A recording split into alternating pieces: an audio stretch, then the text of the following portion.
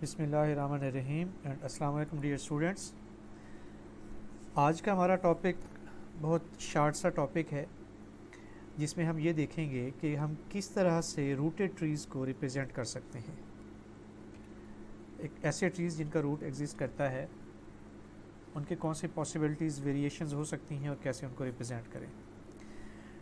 Link list can be use to represent rooted tree. ये हम previously भी देख चुके हैं और हमें इसका आइडिया है कि लिंक लिस्ट के ज़रिए से हम ट्री नोड्स को आसानी से रिप्रेजेंट कर सकते हैं। For example we may have this kind of structure,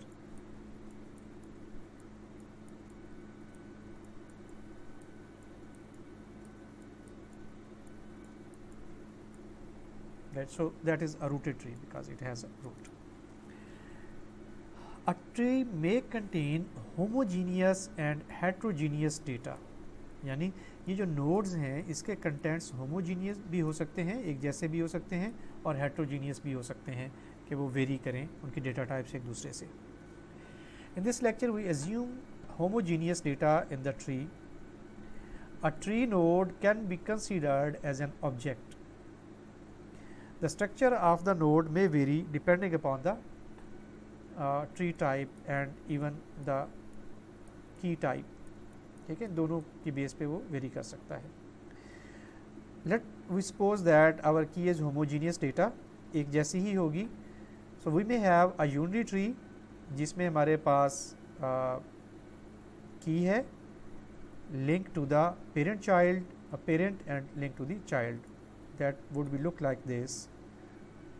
this is a parent, right, and this is our current node and here is the child।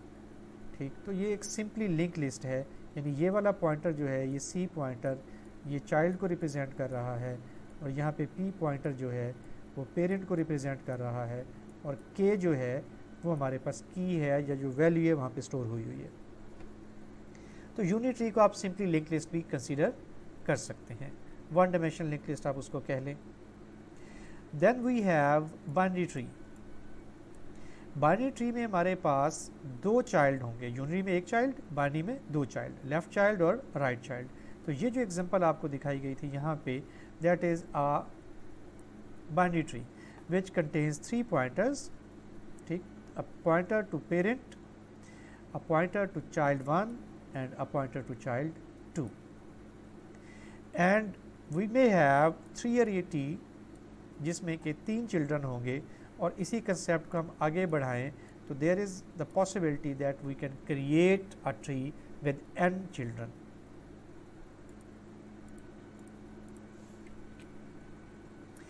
A tree में have undefined number of children nodes.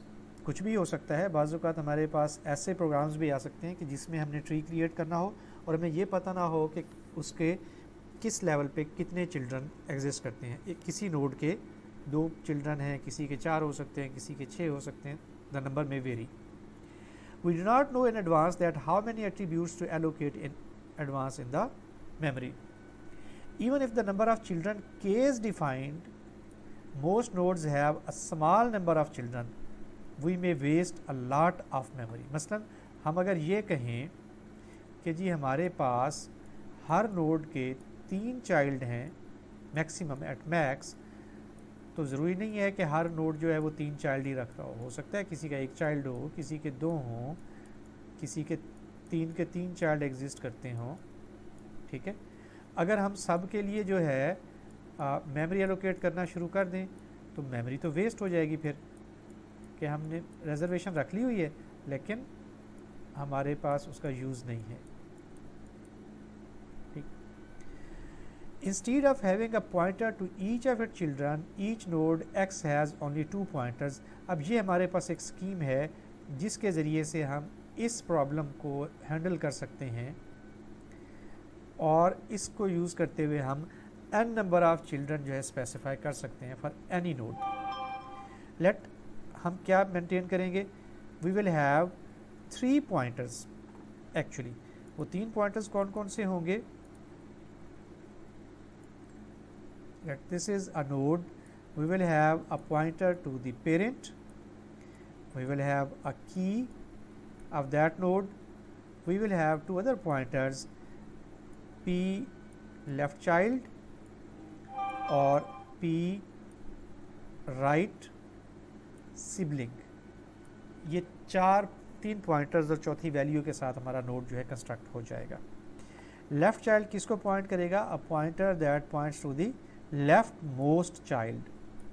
और right sibling क्या होगा? ये pointer किसको point करेगा? This pointer points to next child that is present on the right side. ठीक है, यानी लेफ्ट चाइल्ड का और राइट सिबलिंग दोनों का पेरेंट एक ही होगा। अब ये कैसे रिप्रेजेंट होगा इसको हम अगली स्लाइड पे देखते हैं। Let we have this structure of our node.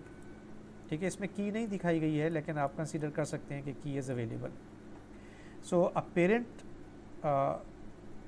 Pointer, left child pointer and right sibling pointer. इस नोड को देखें विच इज़ अ रूट। ठीक है, इसका पेरेंट रूट कुछ नहीं होगा क्योंकि इसका रूट कोई नहीं है। लेफ्ट चाइल्ड उसका लिंक मौजूद है और राइट सिबलिंग का लिंक मौजूद है। ये बेसिकली इसको भी हम क्रॉस कर देते हैं, दिस इज़ कंफ्यूजिंग, तो ये भी नहीं है, आप यूँ कह लें। सिर्फ इसके पास लेफ़्ट चाइल्ड का है।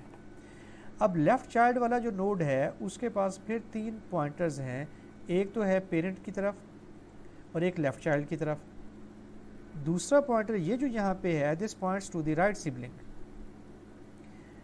इस राइट सिबलिंग का लेफ़्ट चाइल्ड नहीं है लेकिन इसका राइट सिबलिंग एग्जिस्ट करता है, तो ये अगले राइट सिबलिंग को पॉइंट कर रहा है। और इस राइट सिबलिंग के लेफ़्ट चाइल्ड और राइट चाइल्ड दोनों नहीं है, राइट सिबलिंग भी नहीं है। तो इसका मतलब ये हुआ कि इस नोड के तीन चाइल्ड्स हैं, एक ये है, एक ये और एक ये। These are the three children of this node. इस नोड का लेफ़्ट चाइल्ड एग्जिस्ट करता है तो ये उसके पास लिंक आ गया उस तरफ। इसका फर्दर लेफ़्ट चाइल्ड नहीं है, अलबत्ता इसका राइट सिबलिंग पॉइंटर मौजूद है तो ये इसको पॉइंट कर रहा है। इसका भी लेफ़्ट चाइल्ड नहीं है लेकिन राइट सिबलिंग है तो वो अपने राइट सिबलिंग को पॉइंट कर रहा है। इसका भी लेफ़्ट चाइल्ड नहीं है लेकिन इसका राइट सिबलिंग है तो ये अपने राइट सिबलिंग को पॉइंट कर रहा है। इसी तरह से ये नोड है, इसी तरह से ये नोड और फाइनली ये। इस केस में इस नोड के जो नंबर ऑफ़ चिल्ड्रन हैं वो 1, 2, 3, 4, 5 और 6, यानी 6 चिल्ड्रन हैं इस नोड के ऊपर। इस नोड के कितने थे? 3 और इसके 6 चिल्ड्रन हैं। तो इस टेक्निक को यूज़ करते हुए हम एक ऐसा ट्री बिल्ड कर सकते हैं जिसमें नंबर ऑफ़ चिल्ड्रन स्पेसिफाई ना हो और possibly her node n number of children occupy कर सके। तो उस केस में हम इस तरह से उसकी इम्प्लीमेंटेशन परफॉर्म कर देंगे। That was a small concept, hope आपको समझ आ गया होगा। अल्लाह हाफिज़।